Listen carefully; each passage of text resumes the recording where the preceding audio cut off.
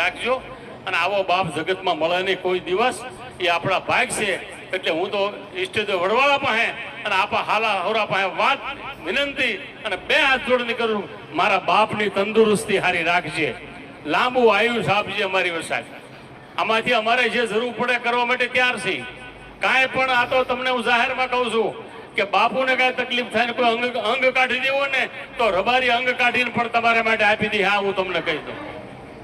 કોઈ એમ કીધું બાપુને આ જરૂર છે અને હું તમને કહું છું કે એમ ડોક્ટર એમ કે બાપુને આ વસ્તુની જરૂર છે, અંગ બદલવું પડશે, તો એ અમારી ગેરંટી કે બાપુ માટે તમને કહું હોઈ જવા માટે રબારી તૈયાર છે અને તૈયાર છે.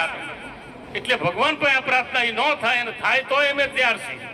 એટલે એટલી વાત કહી અહીંયા તમે બધા સંતો આવ્યા, આપણા બધાના શરણોમાં વંદન.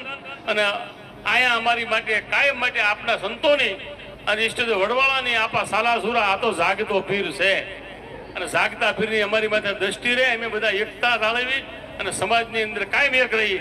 અને બાપુ એ તમને કહી દઉં ગુજરાત વાળાને બધાને કે હજી અમારા જિલ્લામાં ભગવાનની મહેરબાની છે.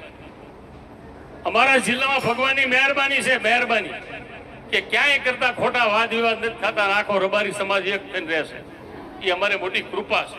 એ આ બાપાની કૃપા છે, વડવાળાની કૃપા છે. એવી કૃપા